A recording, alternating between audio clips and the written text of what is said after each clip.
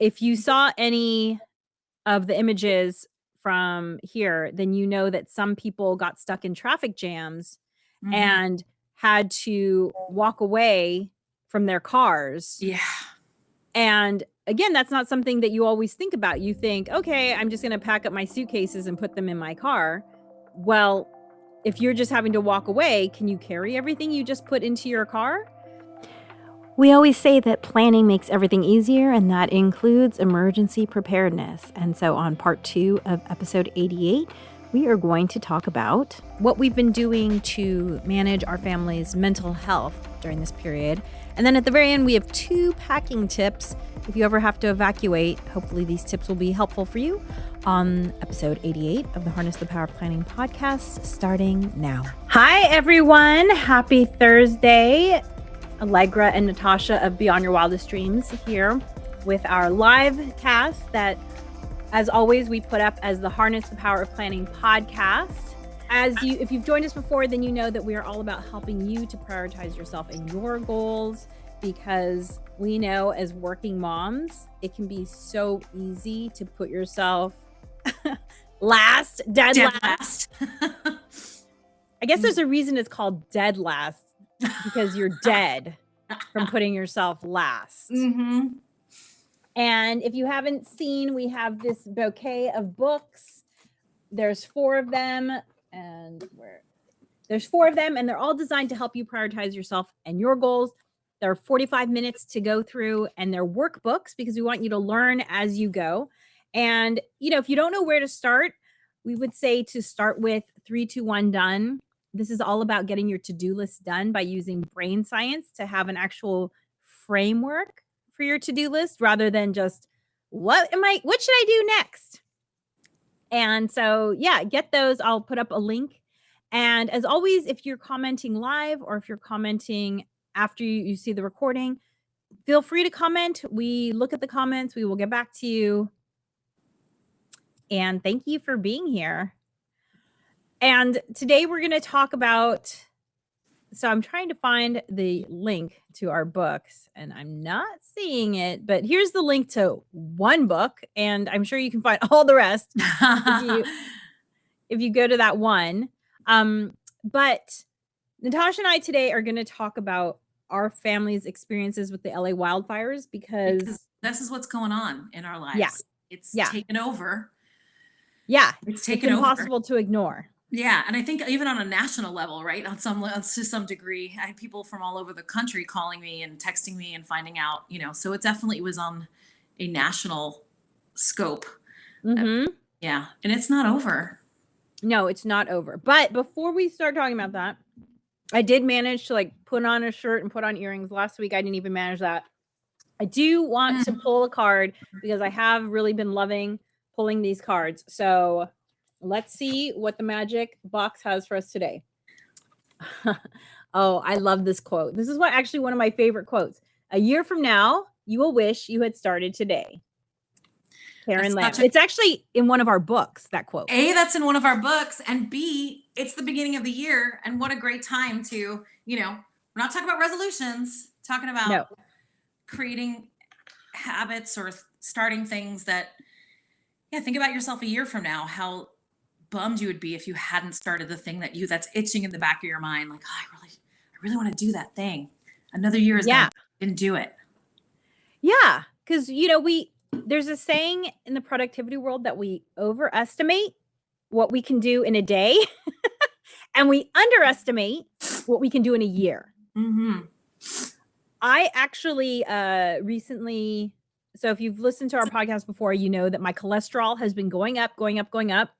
And late last summer, I got the blood test that finally said, okay, now you need to pay attention. Your cholesterol is officially over the healthy zone. And I said to myself, okay, managing my own expectations and knowing that you can't change things in the day, but you can change things in a year. I said, I'm going to make changes today. And in 1 year, I'm going to reassess what those changes have done for me.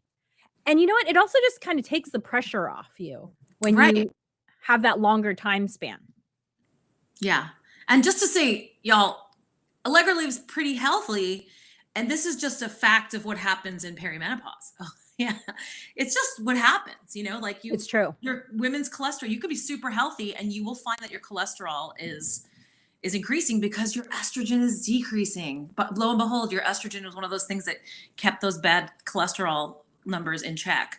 So, because your body actually uses the cholesterol to make those hormones. So guess what? Your body stops making those hormones and your cholesterol naturally is just going to go up because it's not getting used up.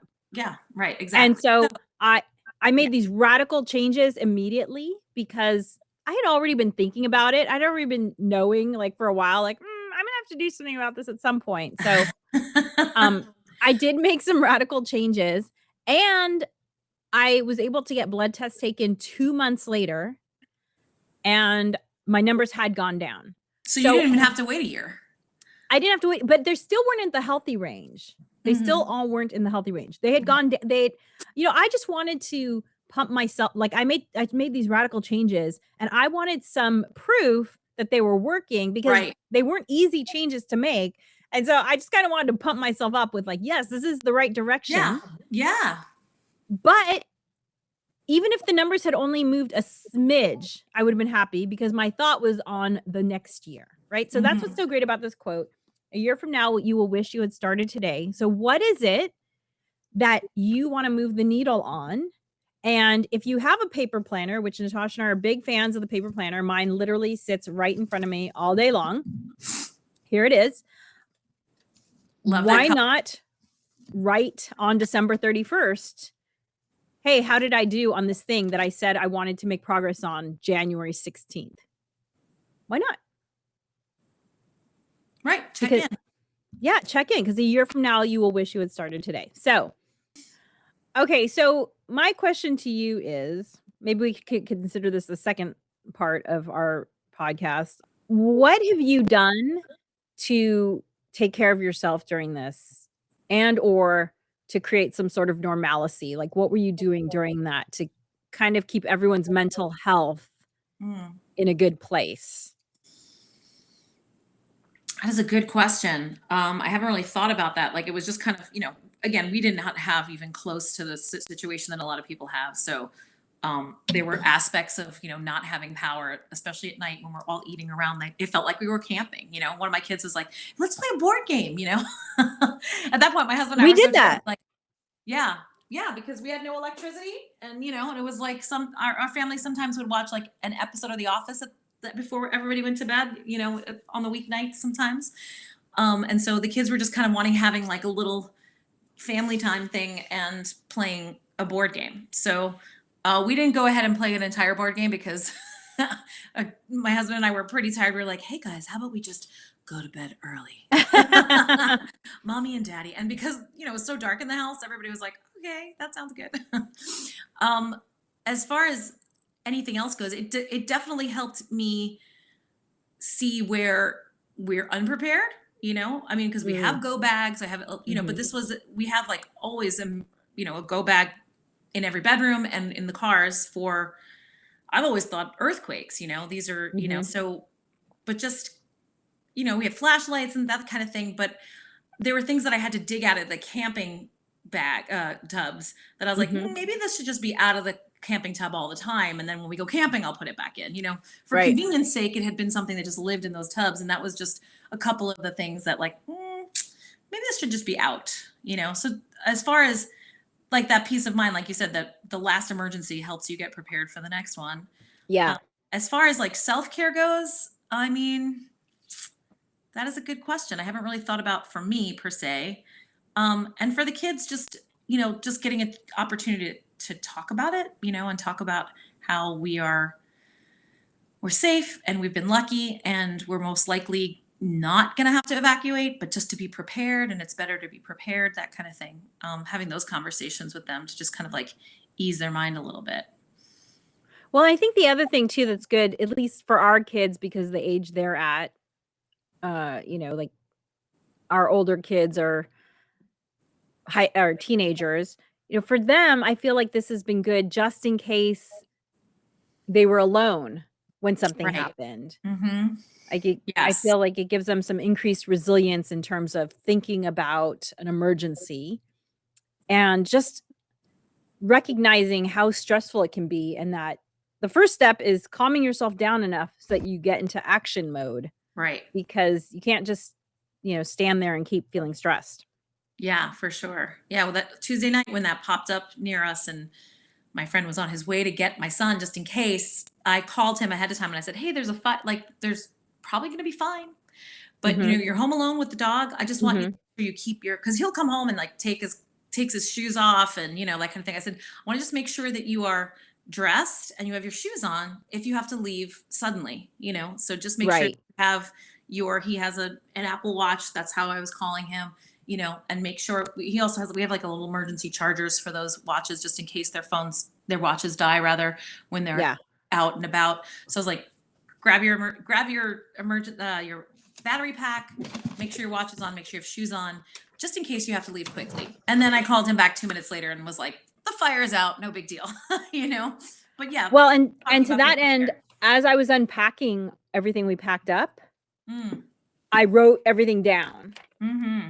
And I'm gonna be typing this up because, and this is something that we also put on our how to plan for camping list that Natascha and I Mm-hmm. created, and if you go Yeah. to our website, to our blog, you can find that. But I don't only write what I need to pack, I also write where it lives, because not everything's in the same place. We don't all have space that we can just dedicate to emergency preparedness. A lot of these things are just in everyday use, or they're in our camping kits, or whatever you're talking about. You have photo albums stored here, you have valuables stored there, whatever. So writing where everything is, because I said to my husband and daughter, "Do you know where all these things are?" And they were like, "Of course not, because you're the keeper of that knowledge, mom." Right, of course. Of course, yeah. That's really Eh, smart as far as like writing where it is, because yeah, everybody be like, I don't know where that is. Mom, where is that? And what if I'm not around? Right? What if yes, I'm busy finding other things, right? Like so exactly. absolutely. Yeah. So, something to think about is write down your evacuation list and where everything is. And then the other thing is to, and I'm going to put this up as a QR code. If you saw any of the images from here, then you know that some people got stuck in traffic jams Mhm. and had to walk away from their cars. Yeah. And again, that's not something that you always think about. You think, "Okay, I'm just gonna pack up my suitcases and put them in my car." Well, if you're just having to walk away, can you carry everything you just put into your car? Right. And so, I would highly recommend getting these rolling duffel bags, and I am unable to grab it right now, so I'll put it in the show notes, look at it later. We have these 2 3-foot long rolling duffel bags, and they have the telescoping handle. And so each of us would have a backpack and something rolling, Yeah. because people were having to just abandon all the evacuation stuff they had packed because they couldn't carry it Right. Yeah. out. And then watching the news footage of those cars getting bulldozed Yeah. because they needed to move them out of the way. If you do have to abandon your car, leave your keys in your car. They Yeah. say that do that so that the firemen can move it, or personnel can move it, and your car may not get bulldozed so that Yeah. the fire trucks can get in there. Yeah. So that's just a little helpful hint that I learned that last I week know, that who I knew, had right? never thought about.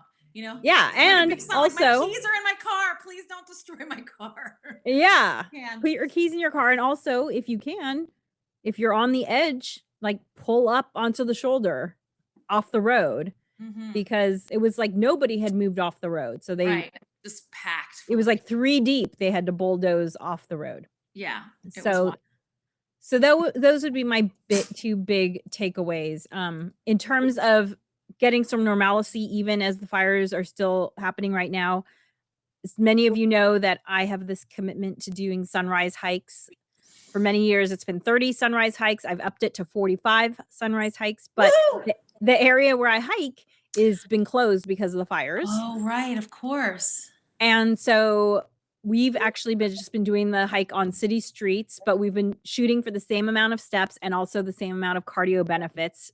However, we have been wearing masks because this is not like a campfire where it's just wood being burned. There are chemicals, there are plastics, right? So everyone who has a pool, their pool chemicals going up that were in the garage. All the paints that people keep in our garage, right? All of that's burning. All of not it. to mention all the electronics. Right. And then so I've heard that pulmonologists say for at least a week.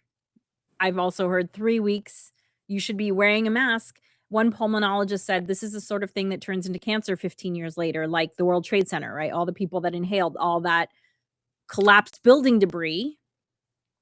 Because again, right, like asbestos, fiberglass, whatever, just in the air. Resins, plastics, like you said. Yeah. So I did a hike today. I did one on Tuesday. So I got in 2 this week. So that's what I've been doing to keep my self-care, getting in movement, getting outside, talking to friends. So important. No, it's not exactly the way I would do it ideally. However, no one can take care of yourself but you. And it's so important for my mental health to do these walks. And so that's one thing I've been doing. And then another thing I've been doing is I've been doing a lot of baking. Oh, yay. That's fun. Just because it makes me feel good. So, in times of and we've been playing a lot of board games. I've been shutting off the news. I said, okay, you don't need to watch every single second of coverage about this. You're like, we've got, at that moment, you're not in danger. No. Yeah. No, and they say in brain science that our brains cannot tell the difference between the things that we watch and the things that we experience. So if you're watching a fire, your brain is releasing all the stress hormones as if you were in the fire. Oh yeah, everybody's on edge, really on edge. This is why, I'm very grateful for people stepping up and reacting on Tuesday, but I think everybody was just like, like this is what my friend was like, I'm in the car on the way to get him. I'm like, okay, I think we could just take a step down. Take it down. But everybody's on edge. It feels somewhat similar to the early days of the pandemic when we really didn't know what was going on, absolutely. how it got transferred and all that kind of thing. And you're really on edge. Yeah. Yeah. I think that's a great way of thinking about it. Many people have said it feels like the beginning of the pandemic. So those are the things that I've been doing to maintain my mental health and my family's mental health. Like, even it's funny because some of these more complicated board games that you play when you're more than 2 people. Yeah. Sometimes it's hilarious how my family will be like, oh, it's so much work to set. And I'm like, it's not so much work to set it up. And then 5 minutes into the game, we're all cracking up. Right. Which is so good for your mental health and so good for your immune system, having a great time. So make that little bit of effort. I just don't when my family fights me on something like playing a board game, I just don't even react. I just set it up like we're playing. We're gonna play. It's happening. It's happening. Yeah. So doing things like that have really been great. And yeah, my 2 main takeaways: write your evacuation list, write where everything lives on that list, and get yourself some rolling duffel bags. Yeah, we just used regular suitcase rollers. So if you have that, just make sure that you have. We have like a giant one. So we have like a regular size one and a gigantic one that we never travel with because it's always over 50 pounds. So we don't even bother. So we have this gigantic suitcase that we really are only ever going to use for emergencies. Yeah, no, it's perfect for that because, one thing that we did pack in case we were going to have to evacuate for real was I did pack our sleeping bags and our tent. Yeah. And those went into the rolling too, because I thought if we're going to wind up in a shelter, who knows what they've got for, keeping you comfortable and keeping you warm at night. Like we threw our sleeping bags in there too, because if we can help conserve resources, as far as other people, maybe that blanket needs to go to somebody else, Exactly. Yeah, so we definitely just threw those in too, because you just don't know. Or if we wound up having to go to a friend's house, at least we had sleeping bags in case they just didn't have enough, space on their, in their guest room or whatever.